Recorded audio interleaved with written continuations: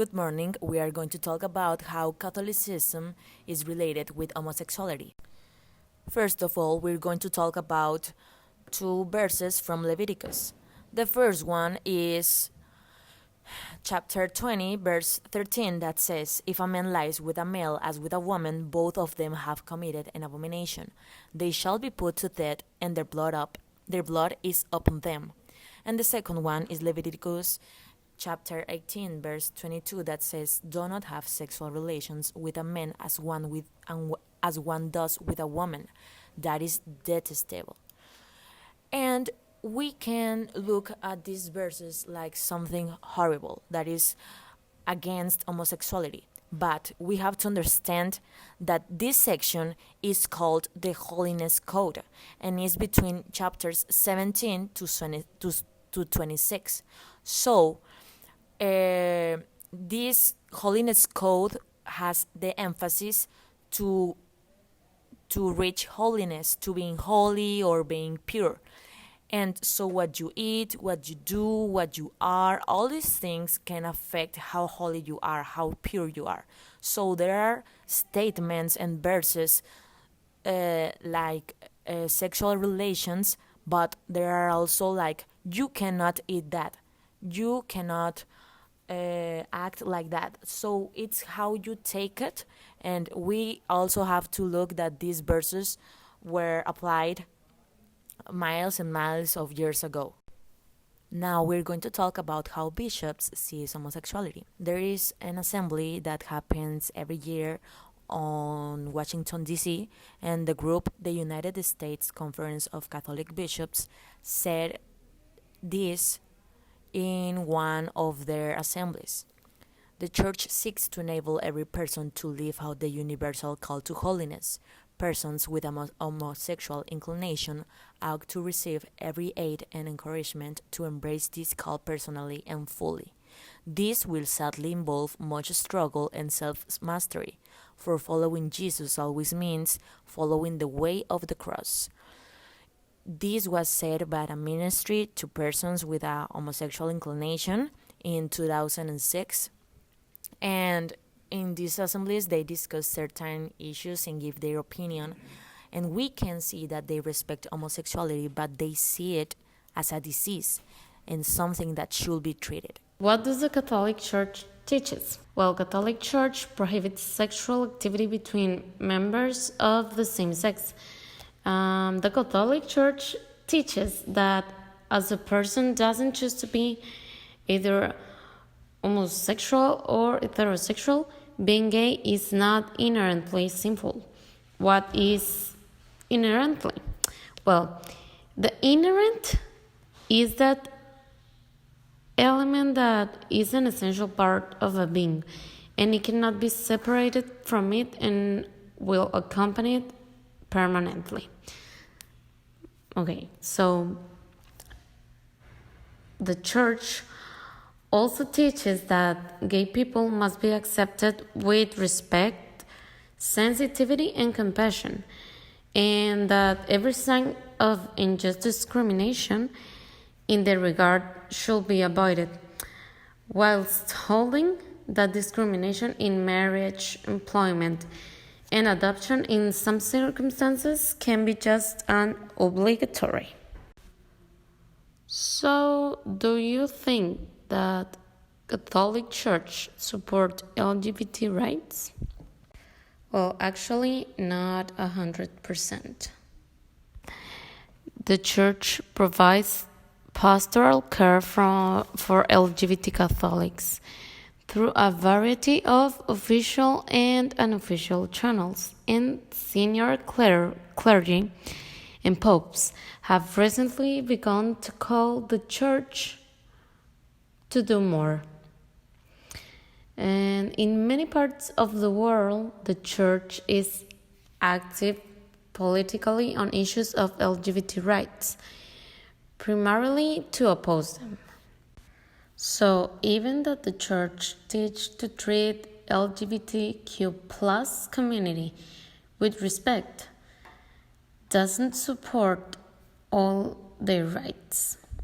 So we just want to recall from the Holy Bible, New International Version, it says, "My command is this: love each other as I have loved you." John chapter 15, verse 12. This is a book that I found on the internet, which is called In the Closet of the Vatican. It's called In the Closet of the Vatican only in the United States, United Kingdom, and Canada. And in 20 countries in Western Europe, it's called Soroma. This book is by Frédéric Martel. He's French. And this book states that approximately 80% of the members of the Roman Catholic clergy who work in the Vatican near to the Pope are homosexual. And one famous phrase that Frédéric Martel said is that not even the Castro district of San Francisco has so many homosexuals.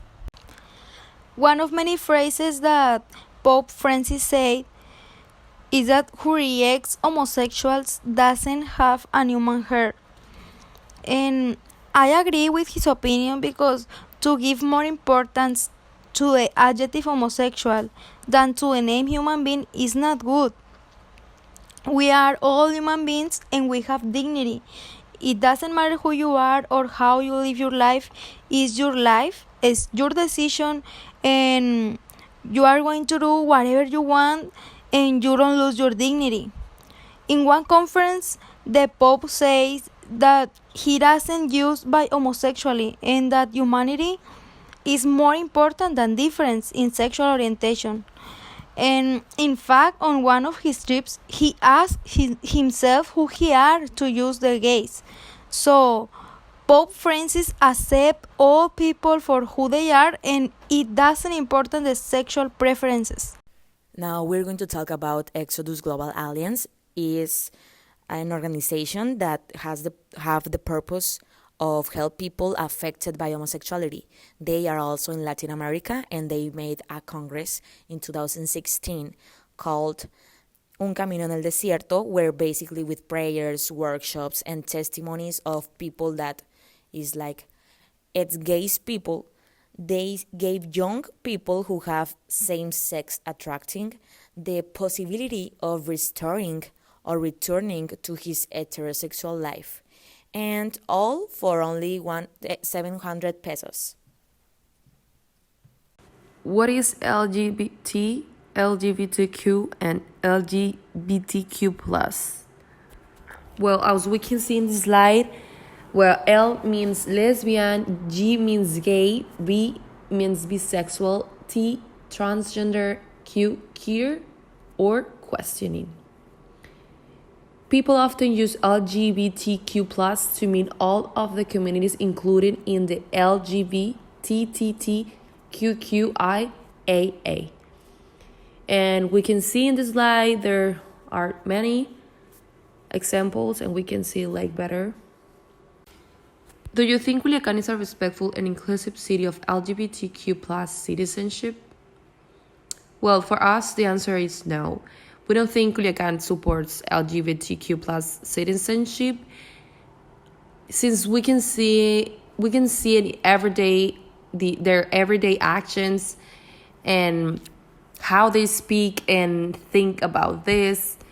And for these new generations, it's getting normal, like pretty normal, like more respect. Like now we're like trying to focus on things that really matters, like people that are suffering hunger, and also the environment, how we are literally killing our planet, and there are more things to worry about. And it's time for us to be closer, to be together and support. It's better to respect, because respect, it's peace, it's equals to peace. So we think that people now it's waking up, and now us or that are now that we are the younger younger people, like we are like guiding our parents, guiding or last like generations or past generations actually, and we're fighting about this, like to respect each other. And this all started when a teacher was like, it's an example of few examples, and it was here in Culiacan a teacher who got fired because he got equal marriage. So he lost his job, and people start like talking about it, like why is that possible? Some others say that it was like good option, it was a good decision for school to fight that man. And well, people start talking about, and at least these are like the first steps here in Culiacan that are like making people notice that something is wrong here, like we have to be in union. And we think like the Pope has a lot to be in this, since the Pope say that we have like to respect people and to respect what people love. In this case, equal marriage, like we just have to respect, and respect is equal to peace. And here in Culiacan, we noticed like the few weeks ago, we had a tragedy and too many people died because of the narco problems. And at the end, we noticed that Culiacan, there's people that make peace, that at the end doesn't matter what are your religion, doesn't matter what are your decisions, your ideas, what people you love, it is a man, it is a woman, does not matter, but what matters is to make peace. So here in Culiacan, 100 people have a march, and we're like speaking about making peace. There were a lot of people, like government also, LGBT community, politics like PRI, PAN, Morena, el alcalde of Culiacan, and people get like in union to make peace. And that march was called Culiacan Valiente. And there we can saw that at the end what matters is to have peace each other. And at the end is respect is equal to peace.